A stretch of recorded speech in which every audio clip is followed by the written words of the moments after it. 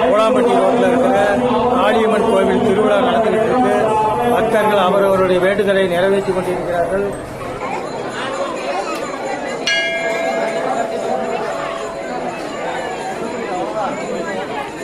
எடப்பாடி கோலாம்பட்டி ரோட்டில் இருக்கும் காளியம்மன் கோவில் தீமிதி திருவிழா பக்தர்கள் பொங்கல் வைத்து அவரவருடைய காணிக்கையை வேண்டுதலையை நிறைவேற்றிக் கொண்டிருக்கிறார்கள்.